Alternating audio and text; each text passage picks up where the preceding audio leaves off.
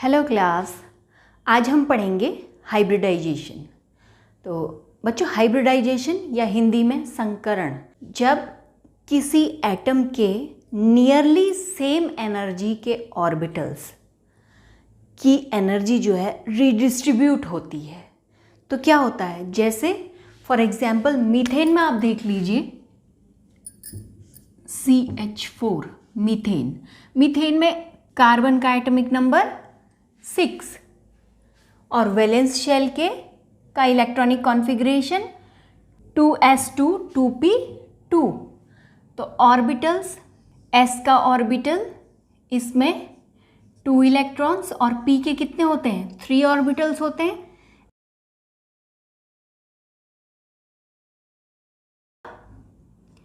px py pz orbital इसका अभी खाली पड़ा है। तो ये तो हो गया इसका इलेक्ट्रॉनिक कॉन्फ़िगरेशन किस में, ग्राउंड स्टेट में। ठीक है, अब एक्साइटेड स्टेट या उत्तेजित अवस्था, एक्साइटेड स्टेट में क्या हो जाएगा, एक इलेक्ट्रॉन इधर आ जाएगा pz में, तो ये हो जाएगा s में 1 इलेक्ट्रॉन और px py और pz में 1 इलेक्ट्रॉन। ठीक है, s ऑर्बिटल कैसा होता है, स्फेरिकल शेप का, इसमें 1 इलेक्ट्रॉन और px py एंड pz, इन सब में एक एक इलेक्ट्रॉन।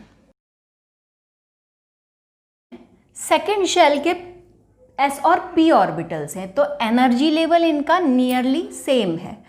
तो कितने ऑर्बिटल्स हैं, 4 ऑर्बिटल्स हैं इन ऑल।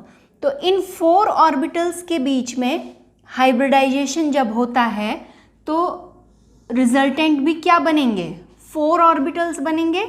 लेकिन अभी आप देख रहे हैं s ऑर्बिटल कैसा है, स्फेरिकल शेप का, और p ऑर्बिटल्स कैसे हैं, डम्बल शेप के। लेकिन जो नए हाइब्रिड ऑर्बिटल्स बनेंगे वो similar shape and similar energy के होंगे।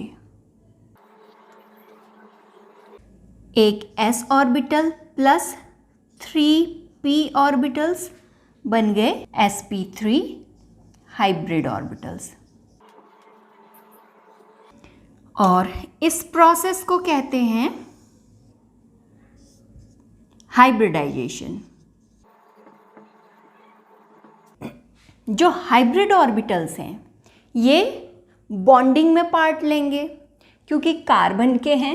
अब ये क्या करेंगे, कोवेलेंट बॉन्डिंग बनाएंगे। ठीक है, और हाइब्रिड ऑर्बिटल्स जितने भी होते हैं अब ये क्या करेंगे, हाइड्रोजन के s ऑर्बिटल से कोवेलेंट बॉन्डिंग कर लेंगे। और एक बात नोट करने लायक की है कि हाइब्रिड ऑर्बिटल्स हमेशा सिग्मा बॉन्ड फॉर्म करते हैं, तो ये सब सिग्मा बॉन्ड बनेंगे। ठीक है, और अनहाइब्रिड ऑर्बिटल्स जो होते हैं वो पाई बॉन्ड की फॉर्मेशन करते हैं। ये तो क्या होंगे, nearly same energy,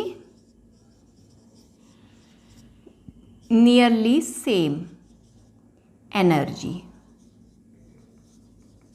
but different shape.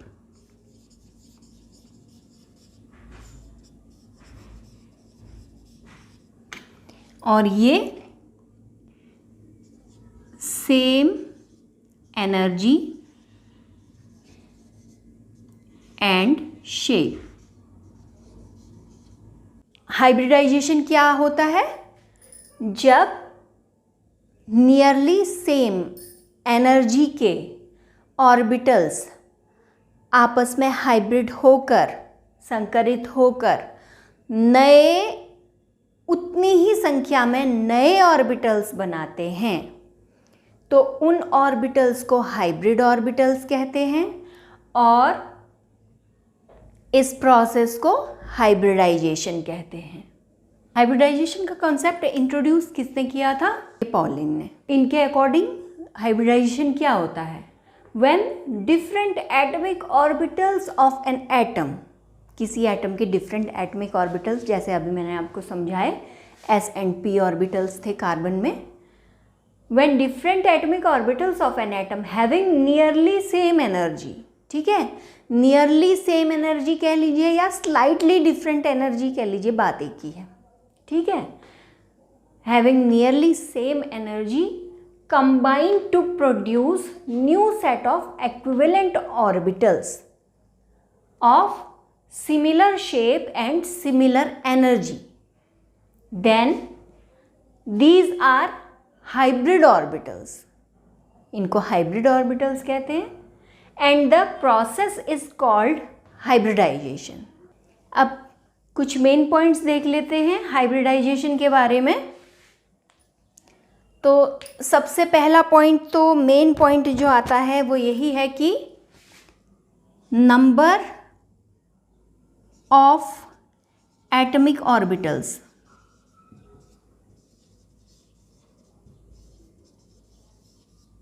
Equal to number of hybrid orbitals.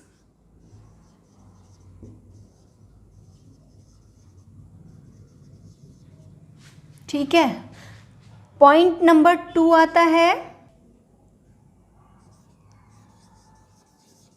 Hybrid orbitals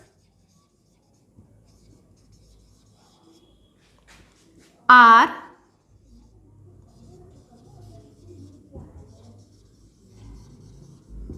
equivalent in energy and shape. Hybrid orbitals की एनर्जी, ऊर्जा और शेप एक जैसा होता है. पॉइंट नंबर 3 आ जाएगा, hybrid orbitals form more stable bonds. Hybrid orbitals जो होते हैं एटमिक ऑर्बिटल्स के कंपेयर में ज़्यादा स्टेबल बॉन्ड्स बनाते हैं. 4th पॉइंट है type of hybridization indicates geometry of molecule.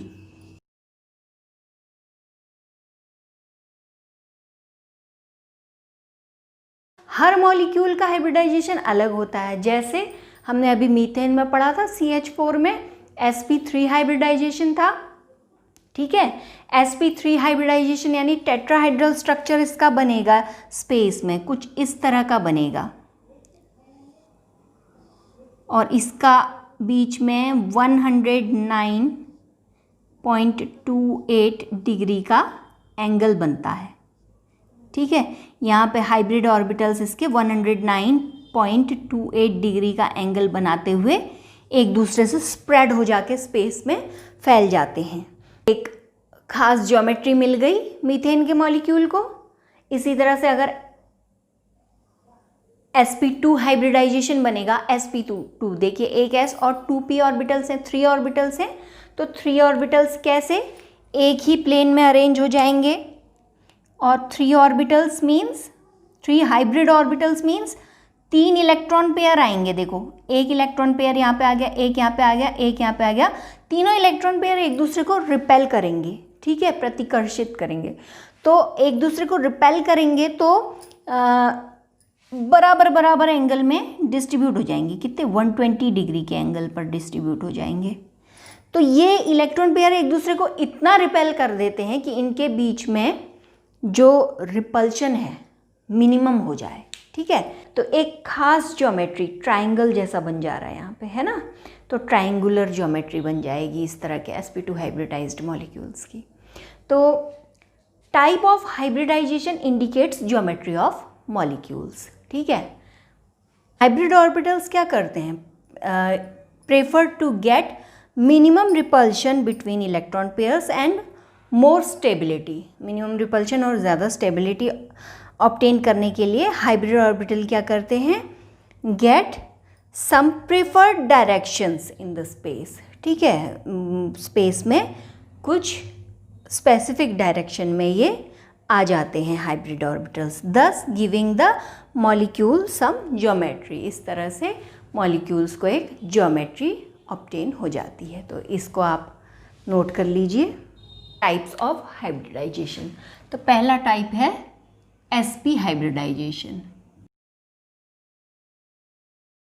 तो जैसा नाम सजेस्ट कर रहा है, इसमें क्या होगा, एक s ऑर्बिटल और एक p ऑर्बिटल। p के 3 ऑर्बिटल्स होते हैं, px, py एंड pz। तो एक s ऑर्बिटल और एक p ऑर्बिटल इंटरमिक्स होकर बना देंगे 2 ऑर्बिटल्स बन जाएंगे z एक्सिस में। तो इसको बोल देंगे sp हाइब्रिडाइजेशन। अब इसमें क्या होगा, जो 2 ऑर्बिटल्स बने हैं, अब s ऑर्बिटल और p ऑर्बिटल के जो कैरेक्टर्स हैं, वो जितने भी ऑर्बिटल्स फॉर्म होते हैं उनमें इक्वल डिस्ट्रीब्यूट हो जाते हैं। तो यहाँ पे 2 ऑर्बिटल्स फॉर्म हो रहे हैं, तो इनमें s का कैरेक्टर 50% आ जाएगा, 50% s का कैरेक्टर और 50% p का कैरेक्टर आ जाएगा इन दोनों ऑर्बिटल्स में। ठीक है, एग्जाम्पल देखिए, BeCl2 बेरिलियम का atomic number 4, configuration 1s2 2s2। ये तो हो गया ग्राउंड स्टेट में। एक्साइटेड स्टेट में क्या हो जाएगा, बेरिलियम का 2p वेकेंट पड़ा है। अभी देखिए सेकेंड सेल स्टार्ट हो चुकी है, तो सेकेंड शेल में आपको पता है p ऑर्बिटल भी होता है। तो p ऑर्बिटल इसमें ग्राउंड स्टेट में वेकेंट पड़ा है। ठीक है, 2p 0 है। तो एक्साइटेड स्टेट में क्या हो जाएगा, एक्साइटेड स्टेट में यहाँ से एक इलेक्ट्रॉन 2p में चला जाएगा, तो वैलेंसी शेल में हो जाएंगे इसके s में 1 और p में 1। सपोज ये pz ही है, हमने क्योंकि यहाँ पर डायग्राम में pz दिखाया तो इसको भी pz मान लो। तो अब इसका ये 2s और 2pz ऑर्बिटल हाइब्रिडाइज हो जाएंगे। हाइब्रिडाइज हो करके ये 2 नए ऑर्बिटल्स बनाएंगे, जो कि क्लोरीन के 2 p ऑर्बिटल्स से ओवरलैप करेगा। क्लोरीन के p ऑर्बिटल्स से कैसे, क्लोरीन का वैलेंसी शेल का कॉन्फ़िगरेशन बताइए क्या होता है। क्लोरीन का एटॉमिक नंबर 17, क्लोरीन के वैलेंसी शेल का कॉन्फ़िगरेशन 3s2 3p5। सपोज ये 3pz है, अनपेयर्ड इलेक्ट्रॉन। तो BeCl2 का फॉर्मेशन कैसे होगा,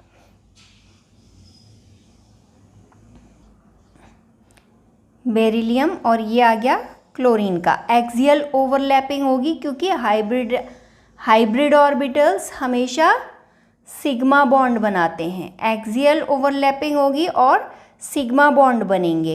एक क्लोरीन का pz ये, दूसरे क्लोरीन का pz ये। तो इस तरह से ओवरलैपिंग करके देखिए एंगल जो बन रहा है ऑर्बिटल्स के बीच में, एंगल कितना बन रहा है, 180 डिग्री का। ये कैसा ज्योमेट्रिकल स्ट्रक्चर बना, लीनियर। 2s और 2p ऑर्बिटल्स हाइब्रिडाइज होकर sp हाइब्रिड ऑर्बिटल्स बना लिए हैं। 2s and 2p orbitals hybridize होकर sp ऑर्बिटल बना लिए हैं। यहाँ पे 1s का कोई रोल नहीं है। वैलेंसी शेल के नियरली सिमिलर s और p ऑर्बिटल के बीच में एनर्जी का डिफरेंस कितना है, थोड़ा सा ही है, तो नियरली सिमिलर एनर्जी वाले ऑर्बिटल्स आपस में हाइब्रिड होकर सेम एनर्जी वाले ऑर्बिटल्स बना देते हैं। ठीक है, तो इसका एग्जाम्पल जिस तरह से BeCl2 है उसी तरह से BeF2। अब F2 फ्लोरीन, इसमें क्या होगा, फ्लोरीन का भी इलेक्ट्रॉनिक कॉन्फ़िगरेशन ऐसा ही होता है सेम, 2s2 2p5, और उसमें भी इसी तरह से sigma bonding, linear geometry and 180 degree का एंगल। ठीक है, और sp हाइब्रिडाइजेशन। और क्या एग्जाम्पल हो सकता है इसका, इथाइन C2H2। तो कार्बन का valency shell composition 2s2 2p2, और एक्साइटेड स्टेट में हो जाएगा 2s1 2p3 2s1 2p3। अब एक s और एक p ऑर्बिटल हाइब्रिड होकर के sp हाइब्रिडाइज्ड 2 ऑर्बिटल्स बना देंगे। अब ये 2 इलेक्ट्रॉन यहाँ पर अनहाइब्रिडाइज्ड रह गए, जो कि पाई बॉन्ड की फॉर्मेशन में यूज होंगे। ठीक है, तो हाइब्रिड ऑर्बिटल इसमें आपको वही पता है, s का पोर्शन भी 50%, p का पोर्शन भी 50%, किसमें, दोनों हाइब्रिड ऑर्बिटल्स में।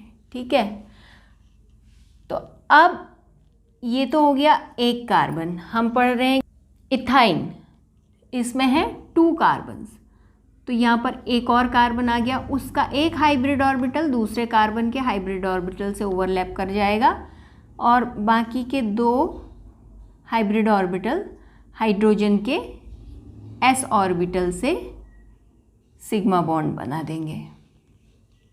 ठीक है, ये जो 2 अनहाइब्रिडाइज्ड ऑर्बिटल्स रह गए, ये जो है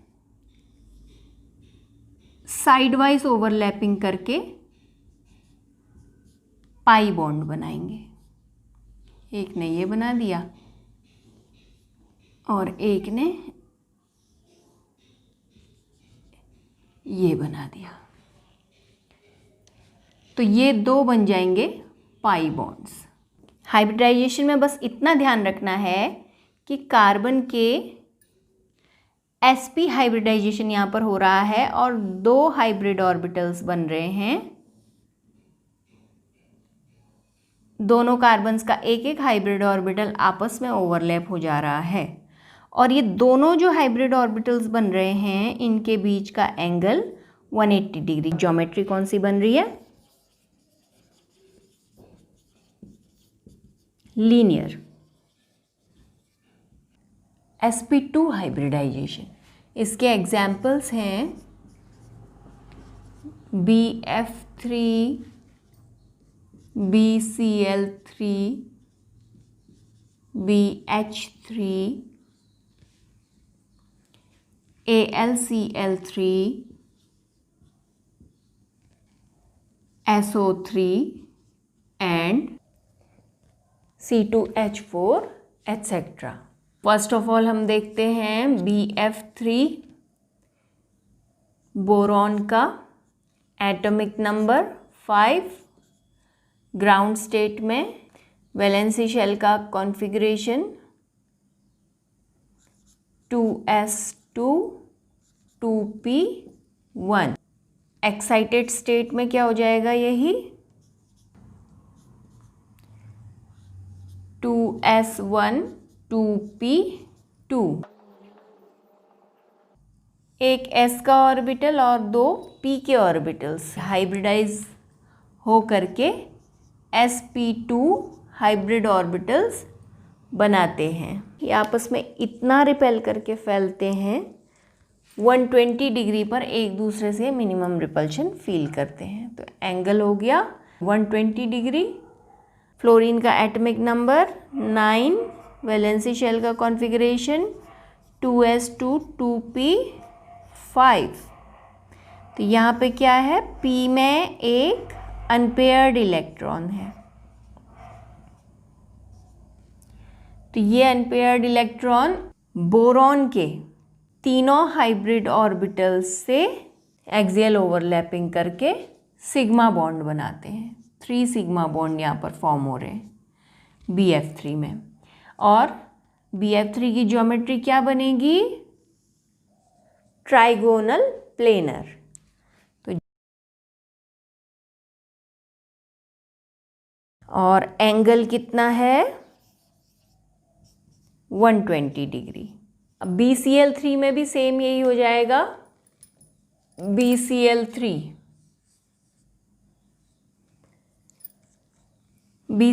में भी सेम यही चीज़ें हैं, बस केवल कहानी कहाँ पर बदलती है, क्लोरीन का एटॉमिक नंबर 17, ये 3 चीज़ें बदल जाएंगी। यहाँ पर क्लोरीन के एटम्स आएंगे, बस इतना ही डिफरेंस है। BH3 में भी यही कहानी है। BH3 यहाँ पर 3 हाइड्रोजन के s ऑर्बिटल 3 सिग्मा बॉन्ड्स बना रहे हैं।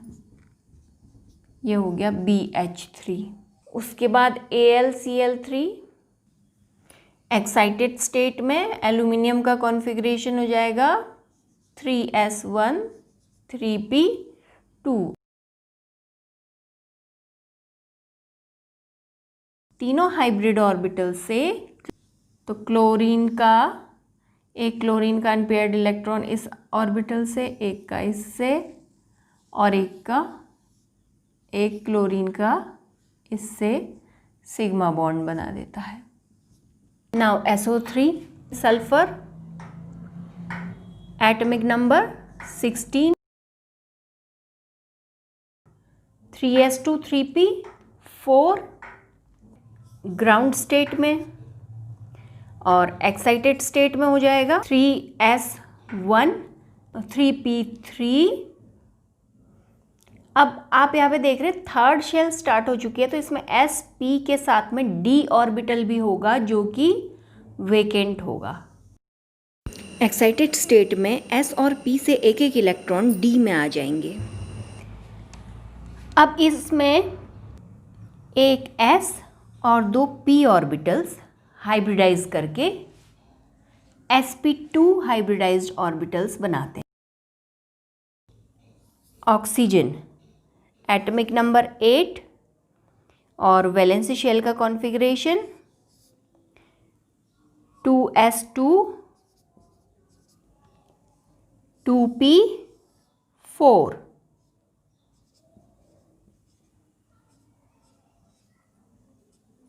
ठीक है, तो ऑक्सीजन में 2 अनपेयर्ड इलेक्ट्रॉन है।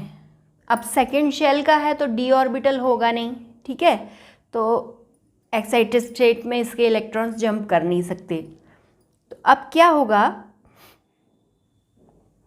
इसका 1 अनपेयर्ड p ऑर्बिटल का इलेक्ट्रॉन हाइब्रिड ऑर्बिटल के एक इलेक्ट्रॉन से ओवरलैप करेगा, और दूसरा अनपेयर्ड इलेक्ट्रॉन आप देख रहे हैं इसमें 3 अनहाइब्रिडाइज्ड ऑर्बिटल्स हैं, तो दूसरा अनहाइब्रिड ऑर्बिटल के इलेक्ट्रॉन के साथ में पाई बॉन्ड बनाएगा। हाइब्रिड ऑर्बिटल्स तो हमेशा सिग्मा बॉन्ड बनाते हैं, अनहाइब्रिड ऑर्बिटल्स में ही पाई बॉन्ड्स बनेंगे। ठीक है, तो एक ऑक्सीजन का atom 1 sigma and 1 pi bond बना रहा है। तो ऐसे ही 3 तरफ से इसमें ऑक्सीजन के p ऑर्बिटल्स ओवरलैप करेंगे। ये तो हो गई सिग्मा बॉन्ड। सल्फर के 3 अनहाइब्रिडाइज्ड इलेक्ट्रॉनों में से p इलेक्ट्रॉन ऑक्सीजन के p इलेक्ट्रॉन्स के साथ p पाई बॉन्ड बनाता है और 2 d इलेक्ट्रॉन्स ऑक्सीजन के p इलेक्ट्रॉन्स के साथ p पाई बॉन्ड बनाते हैं। इस तरह से SO3 में 3 सिग्मा और 3 पाई बॉन्ड बनते हैं। एंगल आएगा 120 डिग्री और ज्योमेट्री हो गई ट्राइगोनल प्लेनर।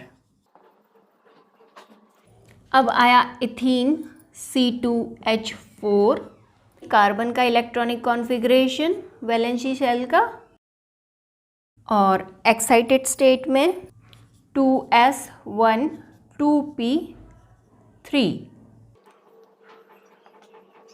तो यहाँ पर एक s और 2 p ऑर्बिटल्स हाइब्रिड होकर के sp2 हाइब्रिडाइज्ड 3 ऑर्बिटल्स बनाते हैं। ये किसका है? Single carbon. अब हमारे पास एथीन में कार्बन 2 हैं, तो दूसरा कार्बन भी यहाँ से आया। दूसरे कार्बन का एक हाइब्रिड ऑर्बिटल इससे ओवरलैप कर जाएगा और रहे 2, ये दोनों हाइड्रोजन से s ऑर्बिटल से ओवरलैपिंग करके 4 सिग्मा बॉन्ड्स बना देते हैं। Geometry trigonal planar, HCH bond angle 117.3 degree approx, HCC bond angle more than 121 degree centigrade. दोनों कार्बन्स का unhybrid p electron sidewise overlapping करके पाई बॉन्ड बनाता है। Z क्या? Number of hybridized orbitals of central atom. जो हम hybridisation find out करते हैं वो किसके लिए करते हैं? सेंट्रल एटम के लिए, ठीक है। तो इफ़ मॉलिक्यूल इज न्यूट्रल, तो तब Z निकालने के लिए फॉर्मूला है Z equal to number of bond pairs plus number of lone pairs. Central atom के, ऑफ सेंट्रल एटम। शॉर्टकट में लिख लो Z equal to Bp plus Lp। ये हो गया। और कभी क्या होता है, मॉलिक्यूल में या कंपाउंड में चार्ज होता है, वो न्यूट्रल नहीं होता, पॉजिटिव या नेगेटिव चार्ज होता है। तो उस कंडीशन में दूसरा formula, if molecule possess some charge,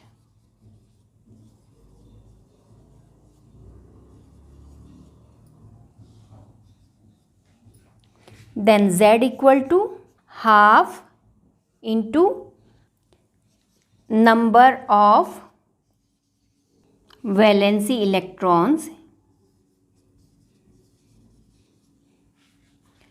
of central atom Ca plus negative charge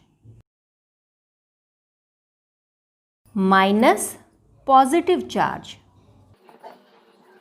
plus number of monovalent atoms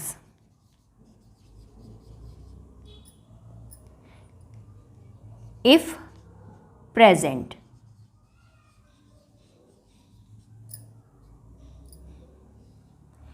ये बन जाता है कंप्लीट फॉर्मूला जब मॉलिक्यूल में कोई चार्ज प्रेजेंट है।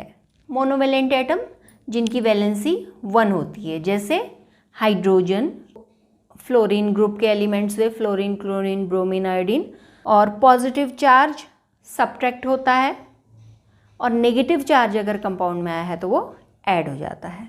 sp3 हाइब्रिडाइजेशन, इसके examples methane, ammonia, water, silicon tetrachloride, stannic chloride, ठीक है। तो मीथेन का हमने देख लिया है पहले ही। अब चारों ऑर्बिटल्स हाइब्रिड हो करके बनाएंगे sp3 के 4 ऑर्बिटल्स। s का परसेंटेज हो जाएगा 25 और p का परसेंट हो जाएगा 75। In each hybrid orbital s is 25% and p is 75%। उसके बाद जाके हाइड्रोजन के s ऑर्बिटल से सिग्मा बॉन्ड बनाकर मीथेन का मॉलिक्यूल बनता है, सब जगह सिग्मा बॉन्डिंग। टेट्राहेड्रल ज्योमेट्री और एंगल इनके बीच का 109.5, कहीं कहीं पर 109.28 भी लिखे रहते हैं।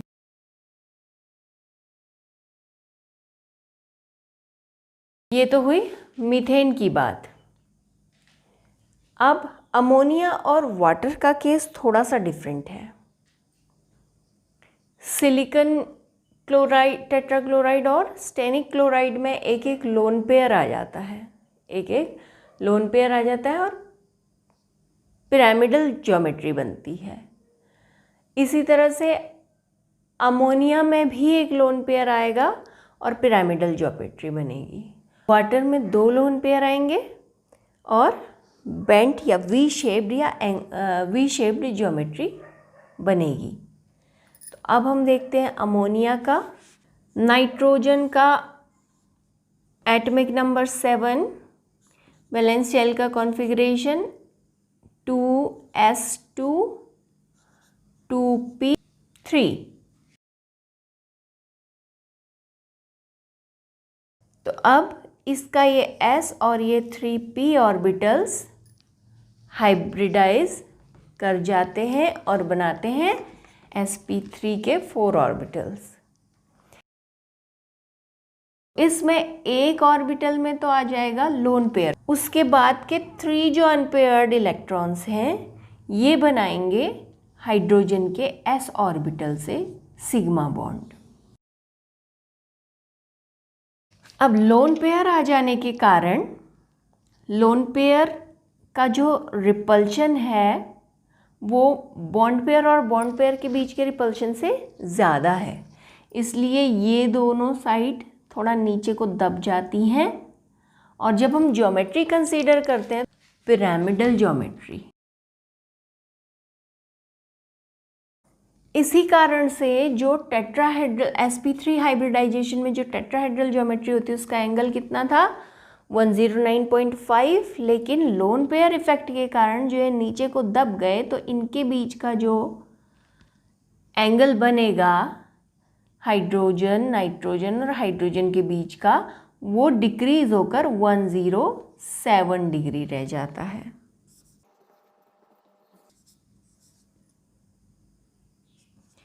वाटर में oxygen atomic number 8, valency shell का कॉन्फ़िगरेशन 2s2 2p4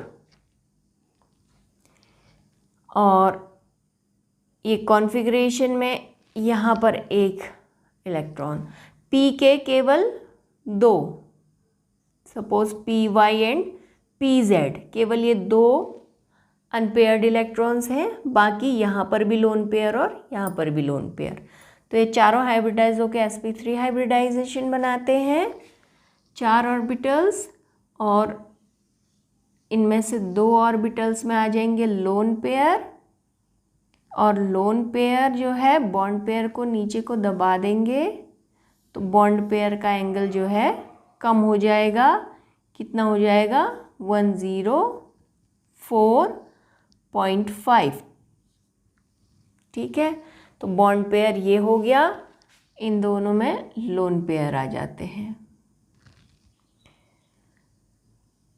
और अब बचे ये अनपेयर्ड 1 इलेक्ट्रॉन वाले हाइब्रिड ऑर्बिटल्स, तो इनसे हाइड्रोजन सिग्मा बॉन्ड बनाती है। ठीक है, यहाँ पे दो ही सिग्मा बॉन्ड बन रहे हैं। और ज्योमेट्री कैसी हो जाती है, बेंट, या क्या बोलते हैं इसको, एंगुलर, वी शेप। और एंगल 104.5 डिग्री। इसी तरह से सिलिकॉन टेट्राक्लोराइड और स्टेनिक टेट्राक्लोराइड में भी एक एक लोन पेयर आएगा। बना के देखिएगा, बन जाएगा, इजी है।